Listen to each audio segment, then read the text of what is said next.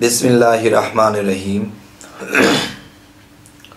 হে সমস্ত জগতবাসী, আজকে আমি শামীম আলী চিশতি আপনাদের সামনে যে আলোচনাটি নিয়ে হাজির হলাম, সেই আলোচনাটি হলো আল্লাহ এই পৃথিবীতে বা পৃথিবীর মধ্যে বাইরে ভিতরে সর্ব জায়গায় সৃষ্টি জগৎ যেখানে আছে, যে আমি বলবো যে আল্লাহ বিনিময় ছাড়া কিছু দেন না। যদি আমাকে আপনারা বলেন যে আল্লাহ বিনিময় ছাড়া কিছু দেন না, আল্লাহ বান্দার কাছ থেকে কি নেবে?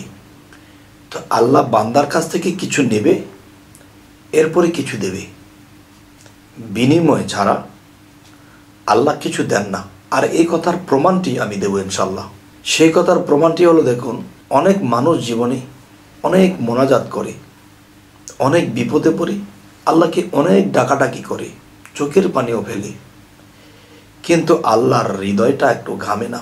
আল্লাহ দেয় না, আল্লাহ দেয় না, আল্লাহ দেয় না, এমন করতে করতে করতে করতে হয়তো কোনো অলি আউলিয়ার কাছে যায়।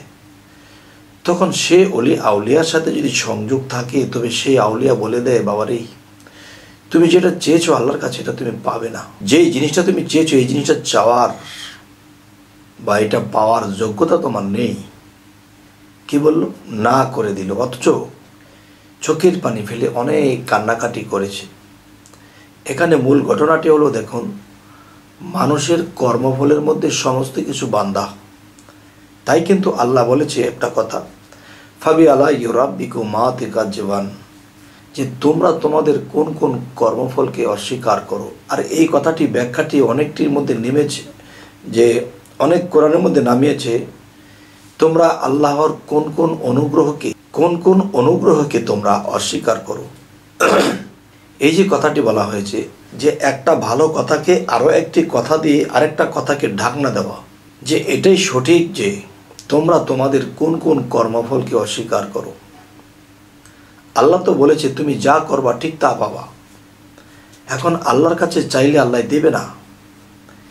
দেবে না কেন সেটাও বলবো, এবং কিসের বিনিময়ে দেবে সেটাও আমি বলবো। তবে আল্লাহর কাছে যদি কিছু পাইতে হয়, তাহলে সে জীবনে কখনোই পাবে না। আল্লাহর কাছে পাইতে হলে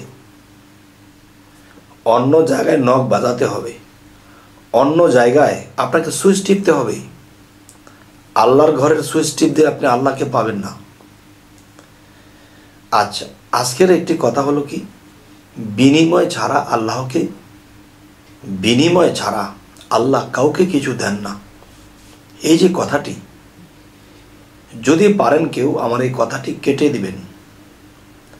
আর কেটে যদি দিতে পারেন, আর সেই কাটাটা যদি হাকিকতে থাকে, তাহলে আমি আপনার কাছে এটা শিখলাম। আর যদি মনে করেন যে না, আল্লাহ বিনিময় ছাড়া কিছু দেন না, তাহলে আমরা এটাকেই মেনে নেব। আচ্ছা, বিনিময় ছাড়া আল্লাহ দেবে না কেন এবং দেন না কেন, এটার প্রমাণটা আমি দেব কিঞ্চিত।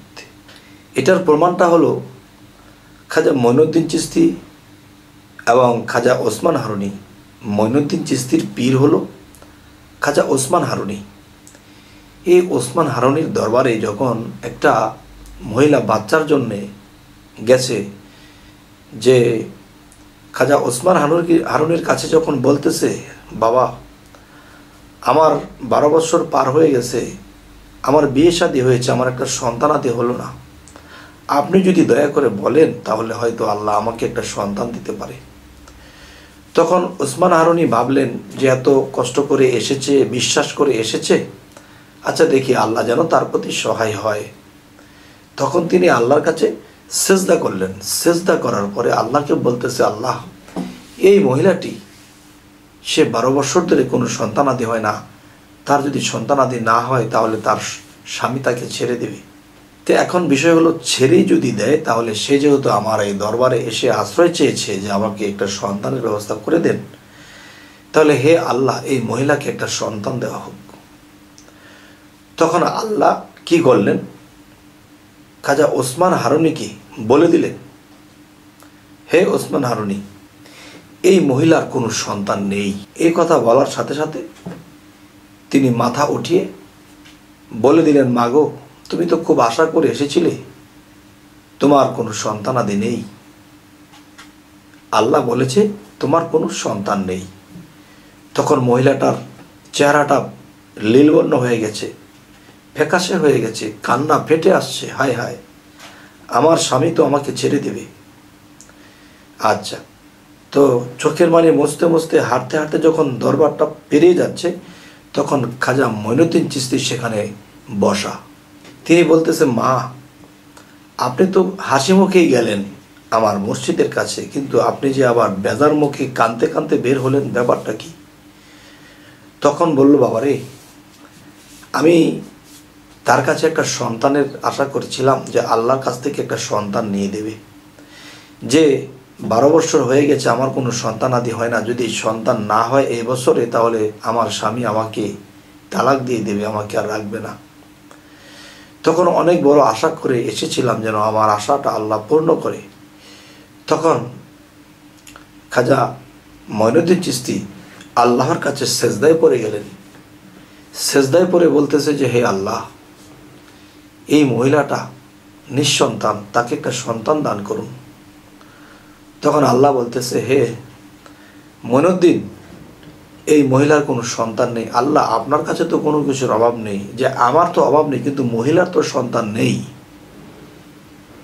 তখন এই কথা বলার পরে যে, হে আল্লাহ, তোমার দয়া সাগর, তুমি যদি একটু দয়া করো তাহলে এই মহিলাটাকে একটা সন্তান দাও, আমার পীরের বা আমার মুর্শিদের ইজ্জতটা থাকবে। তখন কি হলো? তখন আল্লাহ বলতেছে, এই মহিলার কোনো সন্তান নেই। আল্লাহ, আপনার কাছে তো অভাব নেই, আমার কাছে অভাব নেই, কিন্তু মহিলার তো কোনো সন্তান নেই। এই কথা বলার সাথে সাথে তখন খাজা মঈনুদ্দিন চিশতি তার নিজের গুরুর ইজ্জত রক্ষা করতে এখন কি করতে পারে? আল্লাহ তো বলেছে যে আমার কাছে তো সব আছে, কিন্তু মহিলার তো সন্তান নেই। আচ্ছা, তো এখন কথা হলো, মঈনুদ্দিন চিশতি আল্লাহকে বললেন যে, হে আল্লাহ, আমার যেহেতু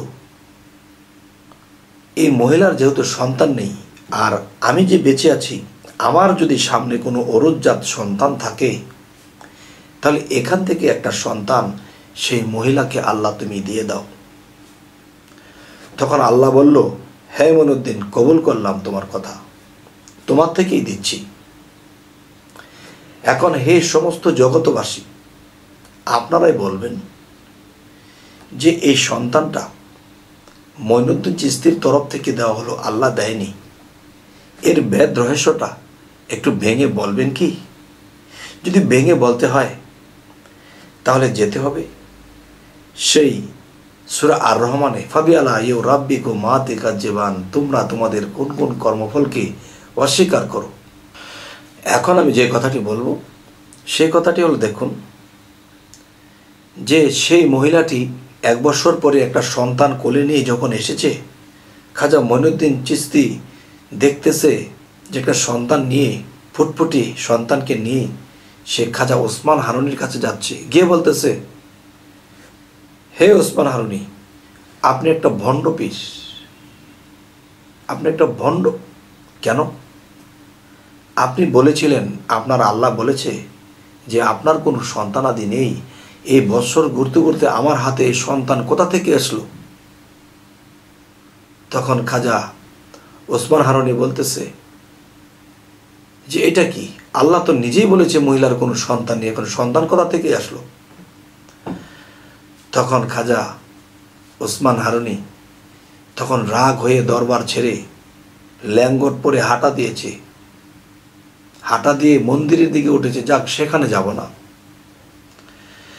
শেষে সমস্ত ভক্তগুলো চলে গেল, খাজা মঈনুদ্দিন চিশতি রয়ে গেল। সে বলল, বাবা, হে মঈনুদ্দিন, সবাই তো একে একে চলে গেল, আমি তো নষ্টের পথে চলে গেছি, কিন্তু তুমি এখনো আমার পিছনে আছো। তখন বলতেছে, বাবা, যারা চলে গেছে তারা তো বোঝেনি, আমি তো বুঝি। কি বোঝো তুমি? আমি তো আমার দরবার আল্লাহর পথ ছেড়ে দিয়েছি, কেননা এ কারণে ছেড়েছি যে তিনি আমাকে বলেছেন, আল্লাহ আমাকে বলেছেন যে এই মহিলার কোনো সন্তান নেই, কিন্তু এই সন্তান কোথা থেকে আসলো? তখন মঈনুদ্দিন চিশতি সমস্ত কিছু ভেঙে বললেন, বাবা, আল্লাহর কাছে যখন আমিও সেজদা দিয়েছিলাম তো আল্লাহ আমাকে একই কথা বলেছে, এই মহিলার কোনো সন্তান নেই। তখন আল্লাহকে বলেছি যে আমার গুরুর কাছে একটা মানুষ এসে ফেরত যাবে। আমি তখন বলেছিলাম যে আমার মুর্শিদের কাছে যে ব্যক্তিটি এসে ফেরত যাবে, আমার মুর্শিদের একটা মান সম্মান আছে, হে আল্লাহ তুমি একটা সন্তান দাও। তখন আল্লাহ বলতেছে মহিলার কোনো সন্তান নেই। তো এই কথা শোনার পরে আমি বললাম যে হে আল্লাহ, এই মহিলার তো কোনো সন্তান নেই, আমার কোনো অরুজাত সন্তান আছে? তখন আল্লাহ বললেন আছে। তাহলে সেখান থেকে তাকে একটি সন্তান আল্লাহ আপনি দিয়ে দিন, তবু আমার গুরুর ইজ্জতটা রক্ষা হোক। তো এখন কথা হলো, আল্লাহর কাছে তো কোনো কিছুর অভাব নেই। আল্লাহই তো বলেছে কুল হু আল্লাহ আহাদ আল্লাহুস সামাদ। সামাদ শব্দের অর্থ কি? স্বয়ংসম্পন্ন, যার কোনো কিছুরই অভাব নাই। তাহলে এত কিছু থাকতেও তিনি দিলেন না, তাহলে এর কারণ কি? এর কারণ কি এটা আমাকে কমেন্টে জানাবেন। তবে আরেকটু আমি অগ্রসর হব, সেটি হলো, দেখুন যে একজন মানুষ, যেমন আপনারা আত্মীয় স্বজন আছেন 50 জন, 20 জন, 30 জন, তো সবাই কর্ম করতেছে। তো সবাই কর্ম করার শেষে যার যা রোজ হয়েছে তা দিয়ে দেওয়া হচ্ছে। আরেকজন এসে বসে আছে, সে কোনো কাজ করেনি, তাকে তো দেবে না, আর তার প্রতি তিনি দয়াও করবেন না, কারণ তিনি কাজ করেননি। তো এখন বিষয়টি হলো যে যদি কাজ না করে সে পেয়ে যায়, আর যারা কাজ করতেছে তারা কাজ করে পাবে, আরেকজনে কাজ করেনি সে পেয়ে যাবে। সকলে বলবে কি, তো কাজ ছাড়া যেহেতু সে পেয়েছে তো আমরা কাজ করব কেন? তখন আল্লাহ জবাব দিবে কি? তাই আল্লাহ এই পৃথিবীতে যারা শরীয়তের লোক আছে এরা না বুঝে আল্লাহর কাছে চায় কিন্তু পায় না, দিন দিন নিচের দিকে যেতে থাকে। কারণ আল্লাহর কাছে চাইলেই হবে না, আমার কর্মফল কি আছে আমাকে সেটাই দেখতে হবে। যাই হোক, আজকের যে আলোচনাটি হলো কি, যে আল্লাহ বিনিময় ছাড়া কিছু দেন না, তখন বিনিময় করেছিল কার কাছে? খাজা মঈনুদ্দিন চিশতির কাছে, যে আমি আপনাকে এটা দেব, আপনি আমাকে সেটা দিবেন। তাহলে মঈনুদ্দিন চিশতি আল্লাহকে বলে দিলেন এই মহিলাকে একটা সন্তান দাও। তখন মহিলার সন্তান নেই, আমার থেকে দিয়ে হলো আমার গরুর ইজ্জতটা রক্ষা করো। তাহলে আল্লাহ দিলেন না, দিলেন মঈনুদ্দিন চিশতি। তাহলে এটার মূল রহস্যটা ভেঙে কথাটি শেষ করব। যে দেখেন, অনেক মানুষ লাইন ধরে আছে, সে কিছু নিয়ে যাবে। এখন এই যে মানুষগুলো লাইন ধরে আছে, এখন লাইনের বাইরে থেকে যদি আপনি কাউকে ডেকে এনে দিয়ে দেন, আর যারা রোদের মধ্যে দাঁড়িয়ে আছে এরা আগের সিরিয়ালে, এদেরকে না দিয়ে যদি পিছন দিয়ে ডেকে এনে আপনি দিয়ে দেন, তাহলে এটা আপনার অন্যায় হবে। কিংবা আপনি দেখতেছেন যাকে যাকে যোগ্যতা হয়েছে তাকে আপনি কিছু জিনিস দিয়েছেন, এখন আরেকজন অযোগ্য, সে কোনো কাজ করেনি, সে এসে চাইতেছে, এখন একে দিলে তারাও চাবে।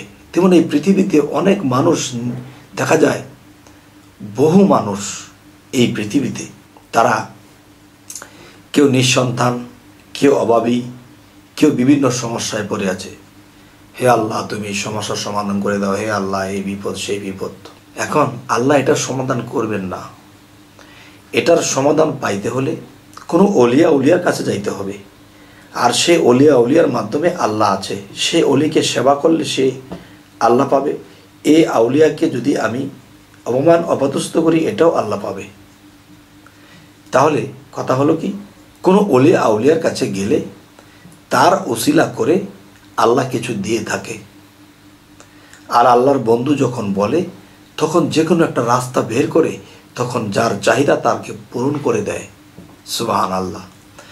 যাই হোক, হে সমস্ত জগতবাসী, আমাদের এই চ্যানেলটি যদি আপনাদের ভালো লাগে তো অবশ্যই সাবস্ক্রাইব করে নেবেন, পরবর্তীতে যেন ভালো আলোচনা এনে দিতে পারি। তো সকলেই ভালো থাকবেন। আল্লাহ হাফিজ।